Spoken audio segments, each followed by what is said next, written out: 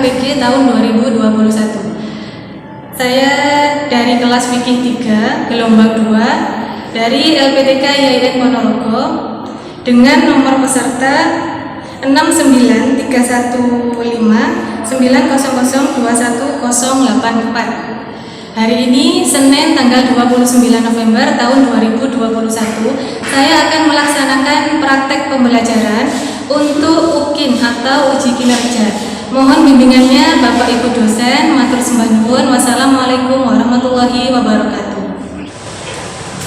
Assalamualaikum. Waalaikumsalam. Assalamualaikum warahmatullahi wabarakatuh. Waalaikumsalam warahmatullahi wabarakatuh. Anak-anak, sebelum kita memulai pelajaran hari ini, marilah kita berdoa terlebih dahulu. Semoga pembelajaran kita hari ini diberi kelancaran oleh Allah dan ilmu yang kita dapatkan menjadi ilmu yang bermanfaat. Amin. Alhamdulillahi minasyaitonir rajim. Bismillahirrahmanirrahim. Raditu billahi rabban wa bil islami dinan wa bi Muhammadin nabiyyan wa rasulan. Rabbi zidni ilma warzuqni fahma. Amin ya rabbal alamin. Tepuk siap.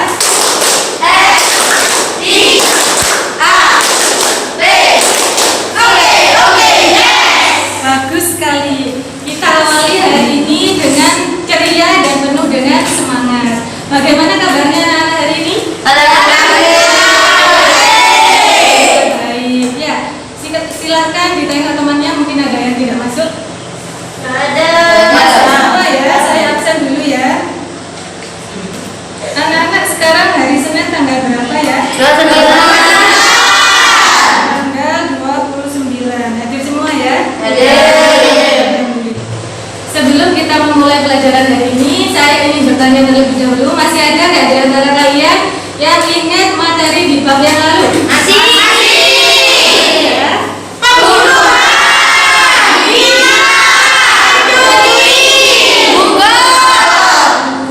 Nah, di antara pelaku pembunuhan, zina, mencuri, dan bugot, apakah bentuk hukumannya sama?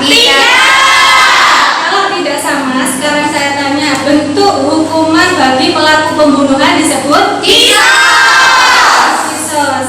Hukuman bagi pelaku selain pembunuhan seperti mencuri dan zina disebut apa? Bunuh. Dan yang terakhir, apa hukuman bagi pelaku bugot? Betul sekali. Jadi kalian semua masih ingat materi di bab yang lalu. Perlu diketahui, semua bentuk pelaku kejahatan sekaligus jenis hukumannya akan bermuara pada satu tempat atau satu lembaga yang disebut peradilan. Untuk apa? Untuk menegakkan hukum Islam dan juga memberi keadilan bagi pelaku kejahatan maupun orang yang dirugikan.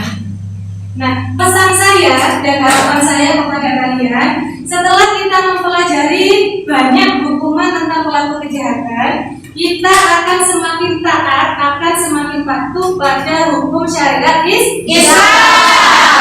Jadi, jika ada di antara kalian yang mau melakukan sesuatu yang bersimpangan dengan aturan Islam, silahkan kita saling mengingatkan ya. Ingat anak-anakku, kewajiban kita di dunia bukan hanya kepada diri kita sendiri, melainkan kepada sesama manusia.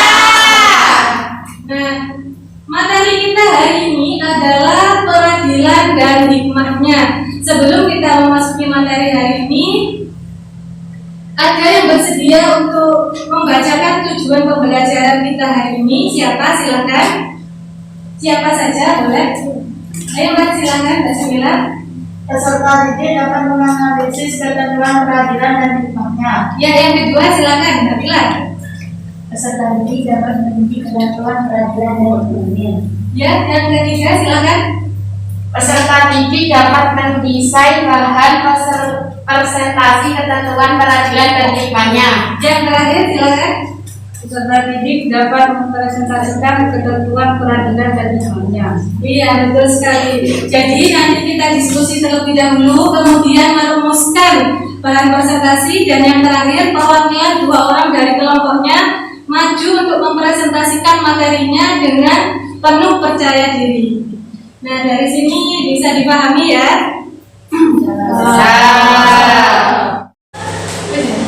Selanjutnya kita memasuki tahap mengamati. Silakan kalian simak tayangan video berikut. Video ini berkaitan dengan materi peradilan dan hikmahnya.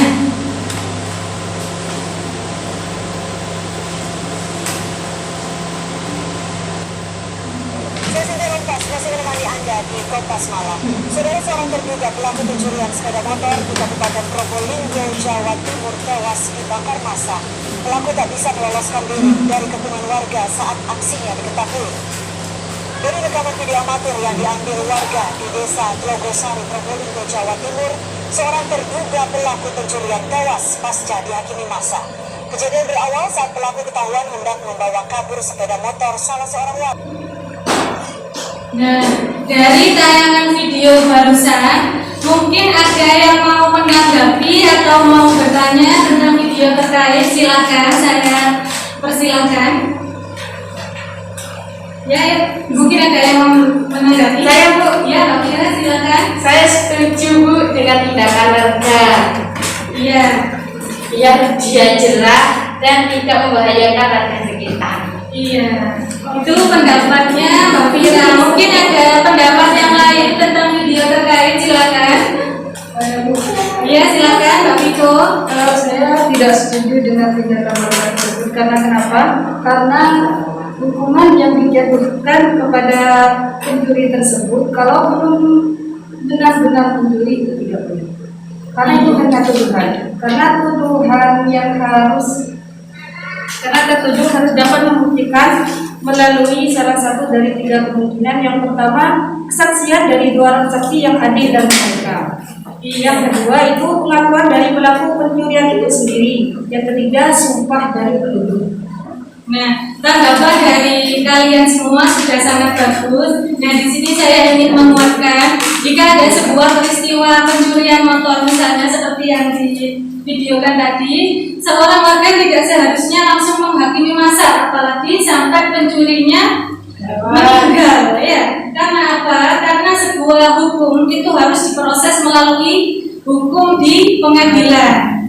Nah, jadi di situ nanti dikaji terlebih dahulu barang apa yang dicuri, siapa yang menjadi saksi, kemudian baru bisa dijatuhi sebuah hukuman. Jadi misalnya di desa kita terdapat pencurian, kita sebagai kalian sebagai peserta didik bisa mengarahkan warga, lebih baik langsung dibawa ke kantor polisi. Jadi jangan disakiti di tempat, ya. Biarlah yang berwenang yang memberi hukuman.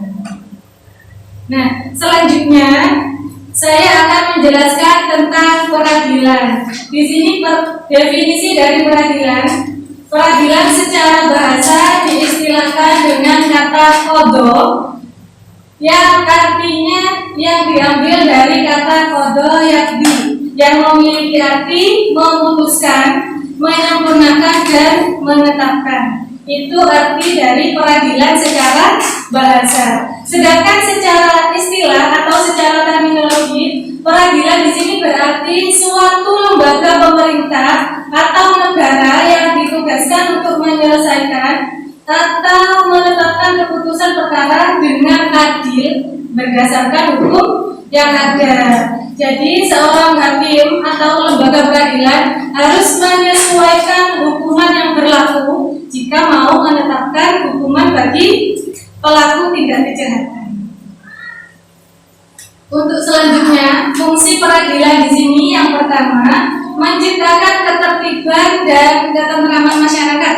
Sudah pasti ya. Jadi dengan adanya peradilan ini kita dijamin akan ketentramannya. Dan yang kedua, mewujudkan keadilan yang menyeluruh bagi lapisan masyarakat. Dan yang ketiga, melindungi jiwa, harta, dan kehormatan masyarakat. Jadi seperti tadi mencuri juga ada hukumannya. Bagi yang menyakiti jiwa atau membunuh juga ada hukumannya. Dan yang terakhir, mengaplikasikan nilai-nilai amar ma'ruf nahi munkar. Untuk selanjutnya di sini setelah kita membahas tentang lembaga peradilan, kita membahas tentang hakim. Nah, di sini hakim adalah orang yang diangkat pemerintah untuk menyelesaikan persengketaan dan memutuskan hukum suatu perkara dengan adil. Ingat, harus digarisbawahi secara adil. Jadi, memilih yang benar dengan benar dan juga menyalahkan siapa yang salah. Syarat menjadi seorang hakim di sini ada 10 macam. Yang pertama, hakim harus beragama Islam.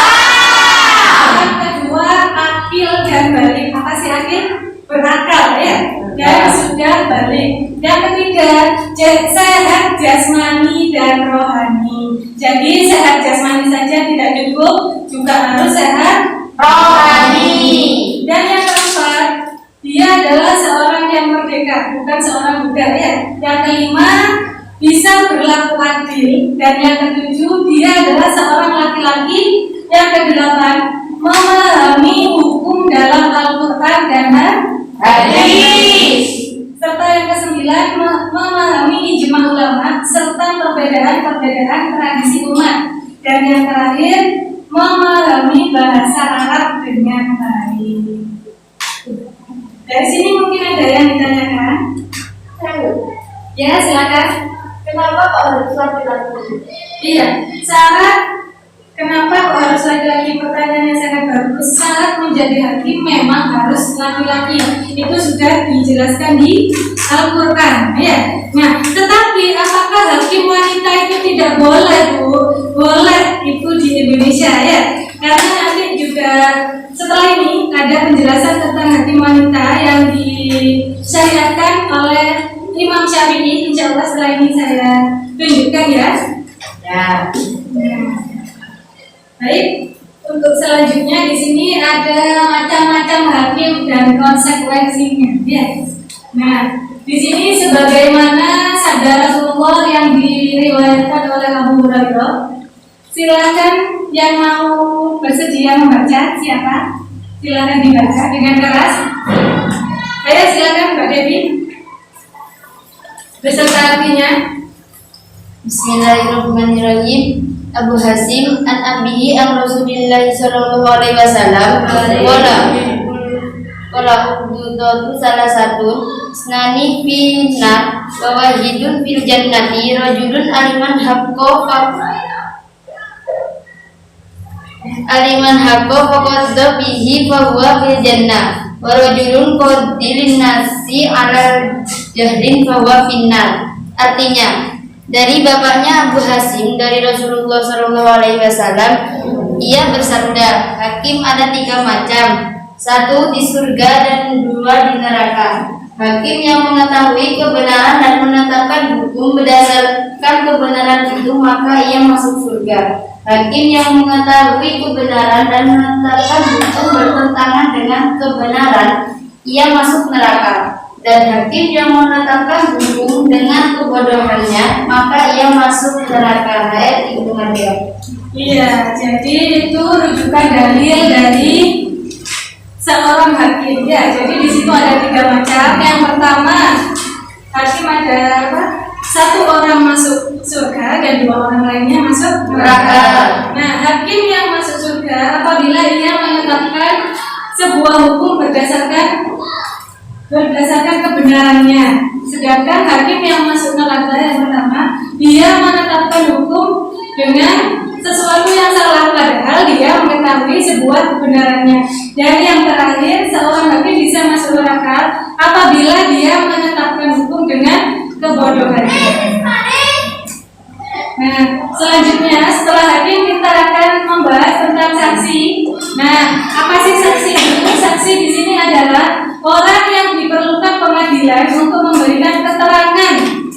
yang berkaitan dengan suatu perkara demi tegaknya hukum dan tercapainya keadilan dalam pengadilan.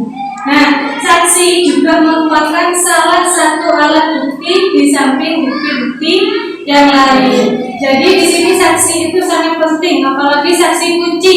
Saksi ketika melihat sebuah peristiwa, jadi dia bisa memberikan sebuah kesaksian akan apa yang dia lihat. Nah, kesaksian tersebut bisa untuk menetapkan seseorang itu bisa dikatakan bersalah atau tidak. Nah, kemudian syarat menjadi seorang saksi sama, yang pertama harus beragama Islam, yang kedua dia sudah balik, dan yang ketiga berakal sehat, yang keempat merdeka, dan yang terakhir adalah adil. Selanjutnya di sini juga terdapat saksi yang ditolak apabila ia termasuk dalam kategori berikut. Yang pertama adalah saksi yang tidak adil. Misalnya dia memberikan kesaksian yang palsu di pengadilan. Kemudian yang kedua, saksi seorang musuh kepada musuhnya, ini tidak diperbolehkan ya. Karena apa? Karena dikhawatirkan nanti dia memberikan kesaksian yang palsu. Kenapa? Karena dia adalah musuhnya. Siapa sih yang gak marah sama seorang musuh, kan gitu ya.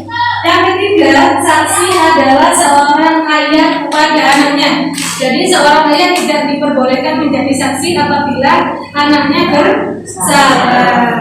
Yang keempat, saksi orang yang menumpang di rumah terdakwa, itu kesaksiannya ditolak karena berada dalam satu atap atau satu rumah. Ya. Setelah kita membahas tentang saksi, sekarang kita membahas tentang penggugat dan bukti. Ya.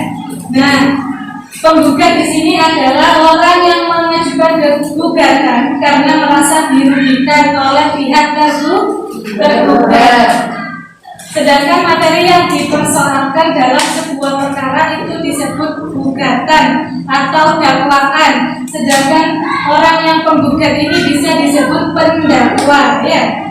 Nah, dan yang ketiga, syarat diajukan sebuah gugatan harus dapat membuktikan kebenaran gugatannya dengan menyertakan bukti-bukti yang akurat, yang pasti, saksi-saksi yang adil, atau dengan melakukan sumpah. Dan di sini kemudian ada barang bukti. Barang bukti di sini adalah suatu yang ditujukan oleh penggugat untuk memperkuat kebenaran dakwaannya atau gugatannya. Nah, bukti-bukti tersebut bisa berupa surat-surat resmi, dokumen, barang-barang yang lain atau yang lain sebagainya. Selanjutnya setelah penggugat di sini ada tergugat dan sumpah. Kalau tadi penggugat disebut seorang pendakwa, kemudian kalau tergugat disebut apa kira-kira? Terdakwa, ya. Nah, orang yang terkena gugatan dari penggugat disebut tergugat atau terdakwa. Nah, di sini tergugat bisa membela diri dengan membantah kebenaran gugatan melalui dua cara. Yang pertama, menunjukkan bukti-bukti bahwa dirinya tidak bersalah, dan yang kedua, dengan bersumpah. Nah, jadi seorang itu bisa bersumpah atas nama Allah bahwa dia tidak bersalah. Nah, di sini sesuai dengan sabda Rasulullah, silakan dibaca Bismillah, dibaca secara keras dengan artinya.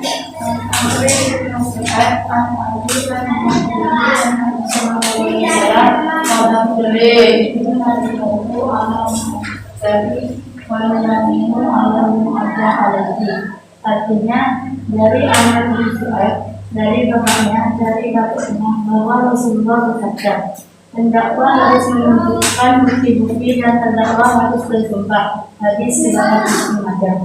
Iya, itu dalil dari tergugat dan sumpah. Nah, sedikit penjelasan dari saya, bisa dipahami sampai di sini. Mungkin ada yang ditanyakan? Baik, kalau tidak ada yang ditanyakan, selanjutnya kita memasuki tahap menggali informasi atau mengasosiasi. Saya akan membagikan lembaran kertas kecil ini, kemudian gambar ini, dan juga kertas karton untuk lembar kerja kalian. Ya.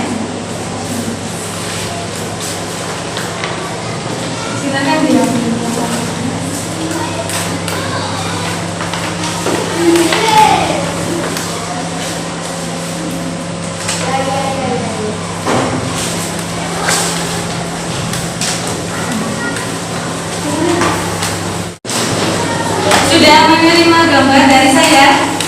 Silakan diangkat gambarnya. Gambarnya saja ya.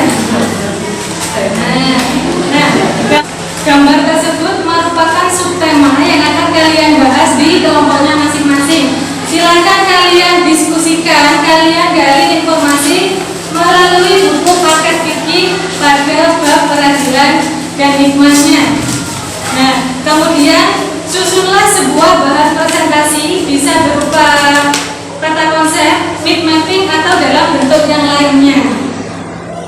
Buatlah semenarik mungkin untuk dipresentasikan ke depan kelas nantinya. Ya, bisa dipahami? Silakan kalian diskusikan subtemanya masing-masing dari sekarang.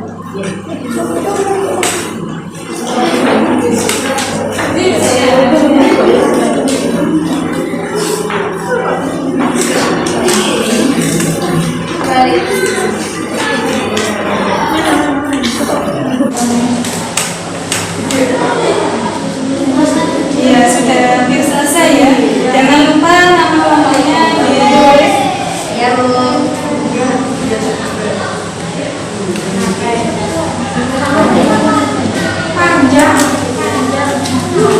Kelompoknya ada kesulitan.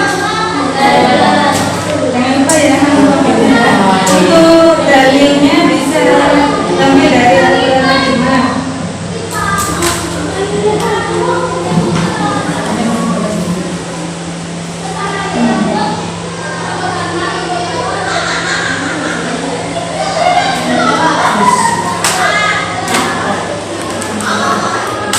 Kelompok sini ada kesulitan. Sudah 50% ya. Nama kelompoknya bisa terang.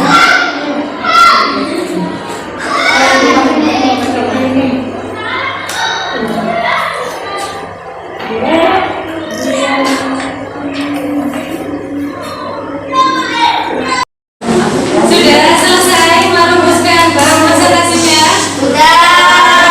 Kalau sudah selesai, sekarang kita memasuki tahap mengkomunikasikan.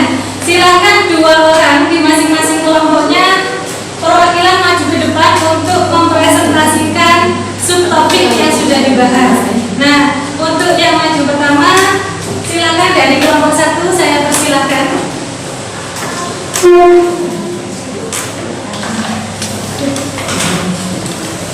Silakan dibaca terlebih dahulu.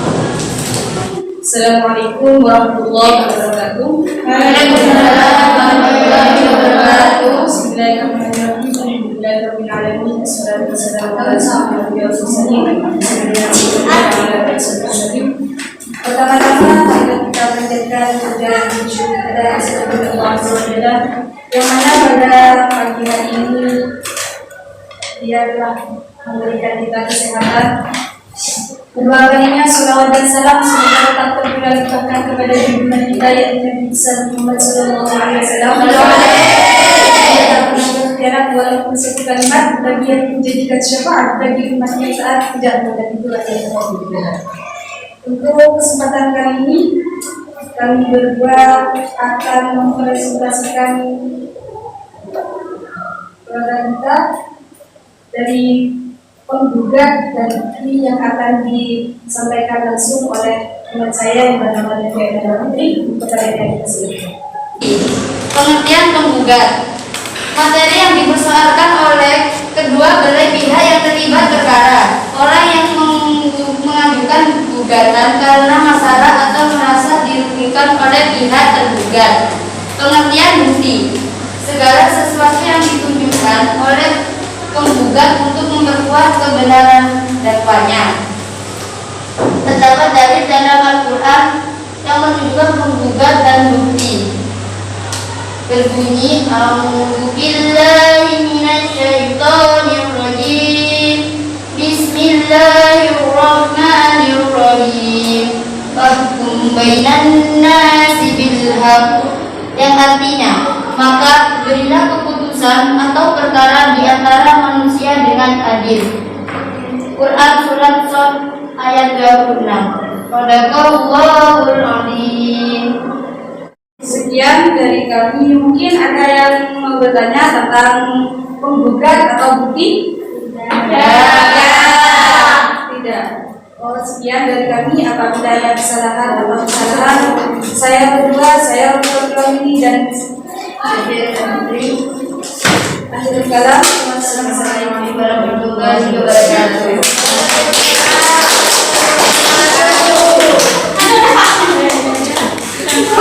Baik, untuk selanjutnya silakan kelompok 2 maju ke depan.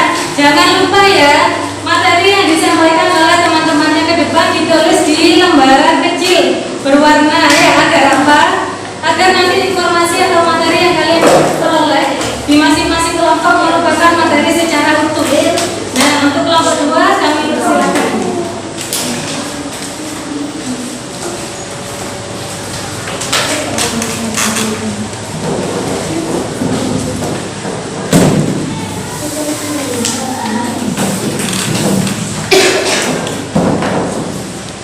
Assalamualaikum warahmatullahi wabarakatuh.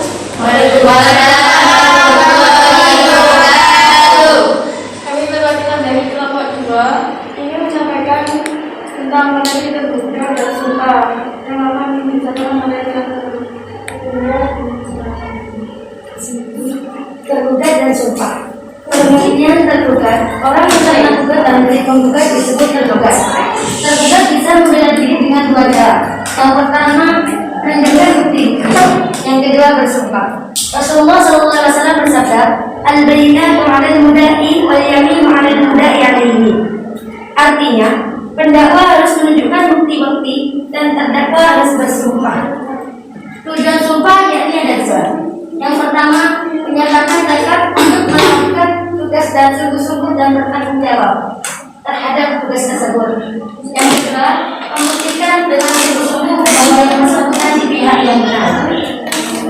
Syarat-syarat orang yang bersumpah. Yang pertama, mukallaf, dan yang kedua didorong oleh kemauan sendiri tanpa ada paksaan. Disengaja bukan karena terlanjur dan lain-lain. Pelanggaran sumpah. Konsekuensi yang harus diterapkan oleh seseorang yang melanggar sumpah masalah yakni denda pelanggaran dengan memilih salah satu dari ketiga berikut. Yang pertama, memberikan makanan pokok pada seluruh orang miskin, di mana mendapatkan 4/3. Yang kedua, memberikan pakaian yang pantas pada seluruh orang miskin. Dan yang ketiga, kemerdekaan hamba sahaya.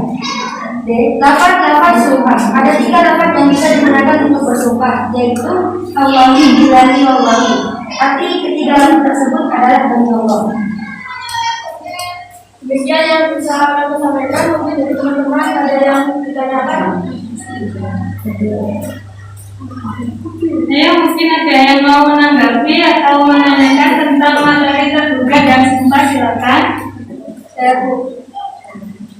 Bagaimana kalau gugatan tersebut gugatan tersebut sudah banyak? Pelanggarannya memberikan makanan pokok pada seluruh orang miskin, di mana masing-masing dari mereka mendapatkan 3/4 liter. Iya, nah saya tambahkan ya. Jadi jika ada seorang tergugat atau terdakwa yang memberikan sumpah palsu di pengadilan, maka yang harus ia terima atau ia lakukan yang pertama memberikan apa Mbak Bila? Memberikan makanan. Iya, makanan pokok kepada 10 orang miskin. Dan yang kedua memberikan pakaian yang pantas untuk 10 orang miskin. Dan yang terakhir memberikan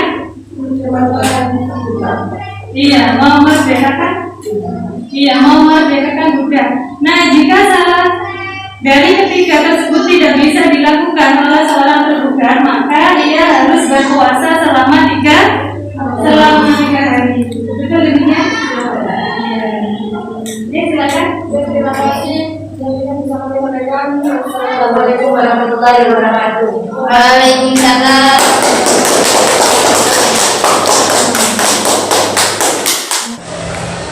Untuk selanjutnya silakan kelompok 3 maju ke depan untuk mempresentasikan.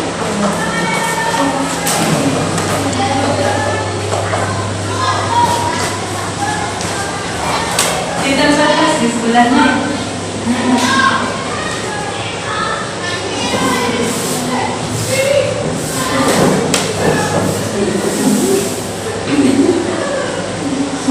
Assalamualaikum warahmatullahi wabarakatuh.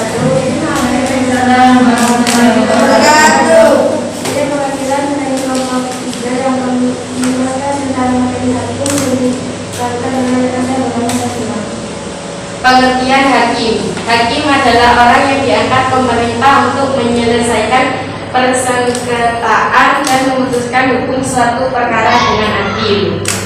Syarat-syarat hakim: 1. Beragama Islam. 2. Akal balik sehingga bisa membedakan antara yang hak dan yang batil. 3. Sehat jasmani dan sehat rohani. 4. Memahami hukum dalam Al-Quran dan hadis. Apakah ada yang ditanyakan? Tidak.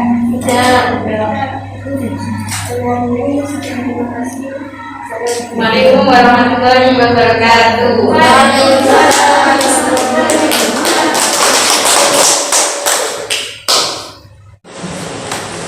Nah, masing-masing kelompok sudah mempresentasikan ke depan dari kelompok 1 hingga kelompok terakhir.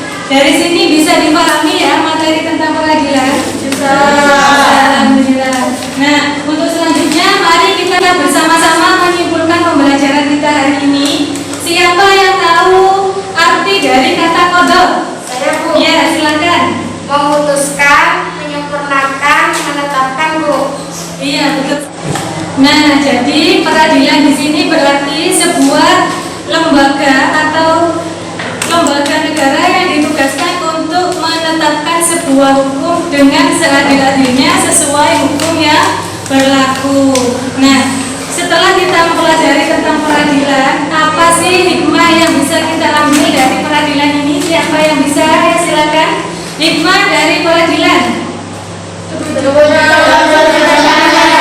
Iya, betul sekali. Selanjutnya,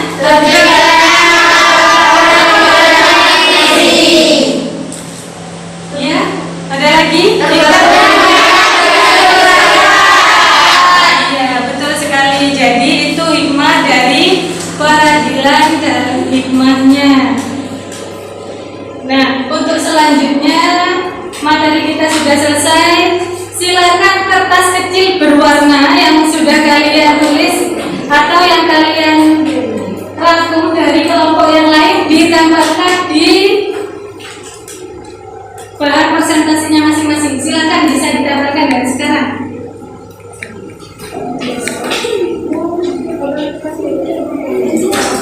Ditambahkan di kelompoknya masing-masing ya, jangan di kelompoknya yang lain.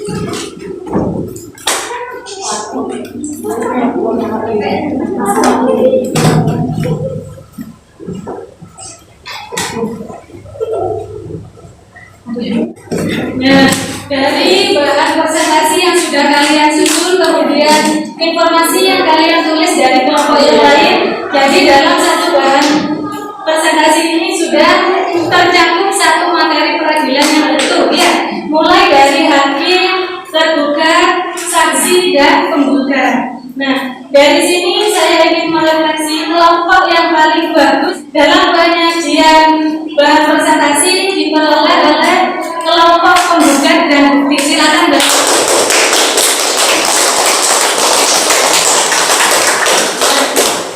untuk kelompok yang paling percaya diri dalam mempresentasikan materinya diperoleh oleh kelompok 2, yaitu tergugat dan sumpah. Silakan dari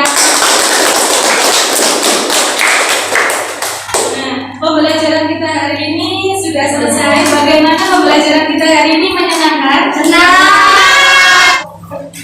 Nah, untuk selanjutnya saya akan memberikan kalian tugas atau soal. Soalnya sudah terdapat di layar monitor. Silakan kalian kerjakan di lembar kerja ini, dikumpulkan hari ini. Soalnya hanya sedikit, hanya 1 sampai 5 ya. Dikerjakan sekarang dulu.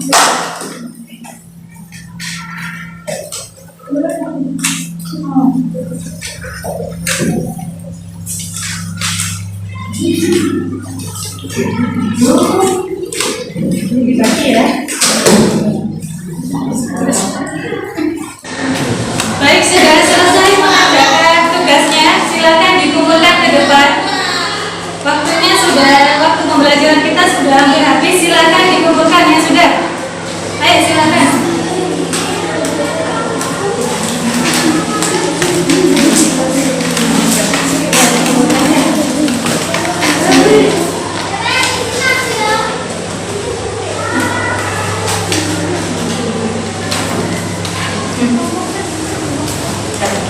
Sudah semua, sudah semua yang tertinggal. Sudah.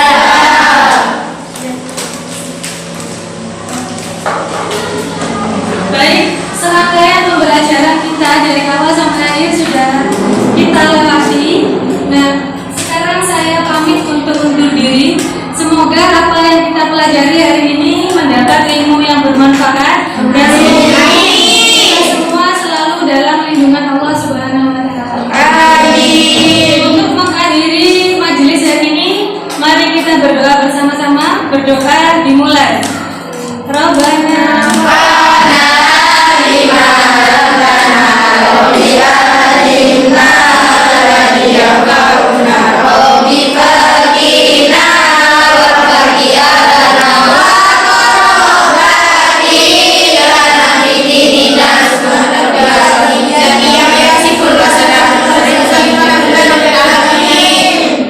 Baik, terima kasih. Wassalamualaikum warahmatullahi wabarakatuh.